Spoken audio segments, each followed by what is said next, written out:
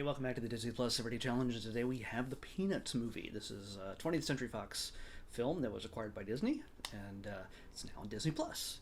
So, actually, I've been a lifelong fan, as far back as I can remember, of the Peanuts cartoons, the comic strips. As a kid, it's one of the first comic strips I would read in the newspaper.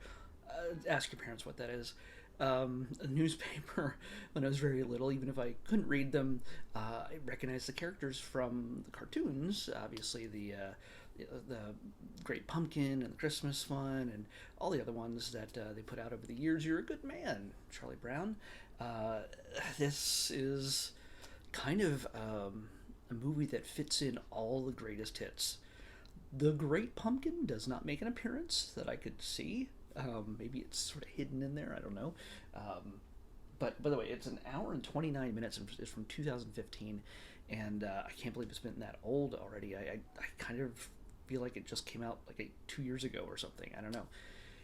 Not that big of a difference, but it is. It is a Peanuts fan. It's it's like a dream come true type movie. It's fun. It's adorable. It's got all the hallmarks of everything you've ever loved about all the other Peanuts cartoons and the strips all rolled into one. It's I think they did sort of take a list of what are the most iconic moments in everything that's been made up to now, um, and let's put them in the movie. Of course, you have to do although they it's you have to watch the mid credits sequence. There's not an after credit sequence, but there's a mid credit sequence. They throw in the pulling the football Lucy and everything else, and there's her psychiatric evaluation booth. Tons of stuff with Snoopy and Woodstock. Of course, Snoopy has his own storyline. Charlie Brown has his own. Snoopy's is fully in his imagination. He's writing a story, as he does often, on top of his doghouse. Of course, even though it has nothing to do with the actual main story he's writing, they do go into "It was a dark and stormy night" and make the graphic uh, lightning bolts that go along with it. It's every time you see that, you go, it's that Leonardo DiCaprio meme. I recognize that. Uh, so yeah, it's good fun. Snoopy's story is one of romance and adventure. Of course, he believes often imagines that his doghouse is a World War II Sopwith camel, not a camel, but a plane. It's a type of plane. He's a World War One flying ace, and his arch enemy is the Red Baron, the biplane or a triplane. I don't know. It's pretty stacked. Those are some of the most let's say three-dimensional sequences of action and things like that, because obviously everything is pretty much down to earth with Charlie Brown. It's at most the action with Charlie Brown is sports and interacting with his friends and all the crazy wacky stuff that happens to him on the ground. For Snoopy, it's his imagination comes to life in lots of crazy dog fights between his doghouse and a plane, and another plane that comes into the story with a pretty young poodle named Fifi, voiced by Kristen Chenoweth, even though she doesn't say a word really. She's got the little voice. I guess she made the noises for Fifi. But yeah, and otherwise, by the way, I don't recognize most names in this list. They are all kind of awesome. Only the one that doesn't seem to sound like the classic character, is Peppermint Patty. It's not that it's bad voice at all. It's just that everybody, like Linus especially, whoever they get to do Linus whenever they do a new Peanuts cartoon or movie or whatever else, keeps to me sounds just like the original from the 1960s. It's crazy how they keep finding these kids. Maybe they change their voices. I have no idea. But I mean, a lot of these are teenagers, and I guess they get their voices changed slightly to sound like they're younger. But it's like Charlie Brown, Linus, Lucy, Sally all sound like the same kids from the 60s. It's really weird. But yeah, you got all the dynamics. Of course, Peppermint Patty thinks that Chuck wants her, but of course, Chuck, that's she's the only one who calls him Chuck, but Charlie Brown wants little red-haired girl. She just moved to town is basically the story, and he wants to get to know her. Kind of creeps on her a little bit, watches her as he's taking out the trash, and she's dancing in the window across the street. She doesn't get a name.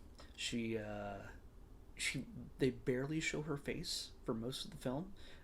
Usually it's a faraway shot if she's facing the camera, but for the most part she's always turned away. It's sort of that forbidden, I don't know, kind of thing for Charlie Brown, for us to see, not understand, not see that she's any different than any other girl there, but she's a little red-haired girl. It's the girl he's been pursuing for the last 50, 60 years, 70 years. I don't know how long Charles Schultz has been doing this.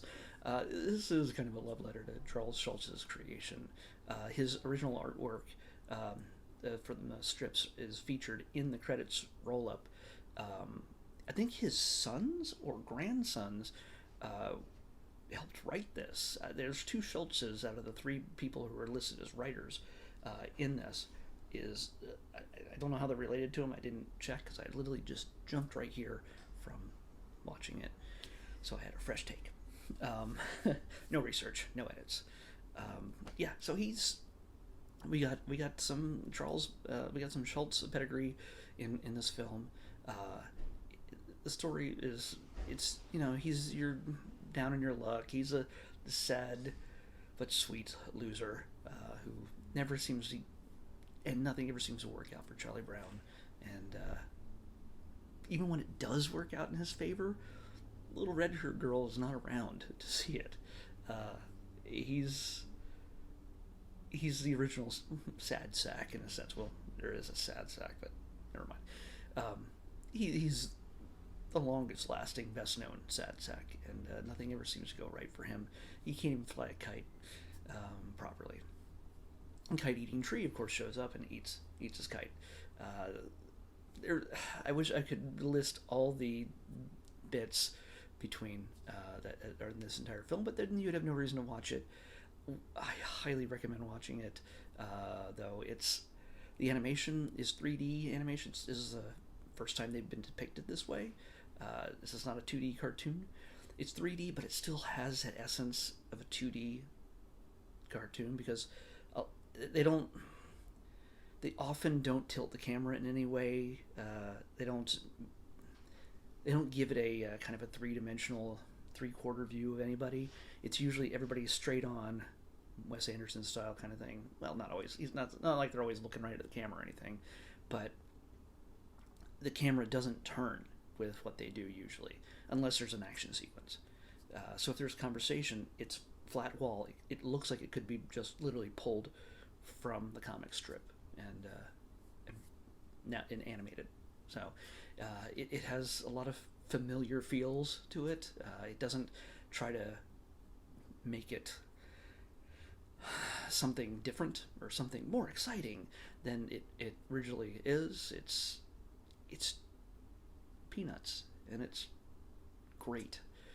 It's just a slightly different way than we haven't seen them depicted before. But by the way, this is done by the Blue Sky animation group who did the Ice Age films, because Scratch shows up in the very beginning just to show off their logo from the Ice Age films. And yeah, so honestly, if you need explaining what Peanuts is, I don't know if I could really tell you. It's a boy and his dog, and you basically get the sad sack, the down on his luck kid who has a heart of gold and is kind and compassionate despite everything that's thrown his way. He never seems to win, but in this, scales are a little bit balanced, so he kind of does become who he kind of gets what he deserves after all these years, and that's a good thing, actually. So I think this is the kind of thing where they put so much stuff in it. It moves so fast, so much stuff. I mean, it's only an hour and a half, and I looked at it about an hour in and realized, oh my God, we still have a half an hour to go. But I saw so much in that first hour. It's really kind of crazy. Um, if you have any love for Peanuts, for Charlie Brown and Snoopy, Snoopy is animated in a way that reminds you of how he acts in the original cartoons, uh, but they take it up a notch. He's just fantastic. Of course, Woodstock is there, and it's it's the kind of thing that yeah, if you already love Peanuts, this is a must see, and I can't believe I waited this long to watch it myself. I should have saw it in the theaters, but I did not. Anyway, seriously, if this is easily a good family film, anybody wants to watch it with the kids, it's rated G. It's it shows, if anything, there's a lesson to be learned, is that no matter how bad life might get, treat people with kindness and compassion, and set them before yourself, and that's good. That's all right, even if it doesn't do you, even if you're not doing it for reasons to help yourself, which Charlie Brown, he's given so many opportunities to take the glory and hide the truth in certain circumstances to make him look good again in front of his crush, and he doesn't do it. Spoiler, but it's Charlie Brown. So yeah, give it a watch. It's completely worth your time. And if you don't know what all this is, it's still worth your time. It's good fun. So anyway, let's pick tomorrow's episode. 428. 428. Back up in the 400s. 428. Oh, all right. We got a short. That works out. If you love Inside Out from Pixar, here's a short that follows up with a little story thread from that movie. I've seen this already. I love Inside Out, so I'm going to watch this again. And I'll talk about it tomorrow. It's Riley's first date. You get to see some things that, I'm not going to talk about it now. I'll talk about it tomorrow. So, Riley's first date from Inside Out, Pixar, on the Disney Plus Everyday Challenge. I'll see you back here tomorrow.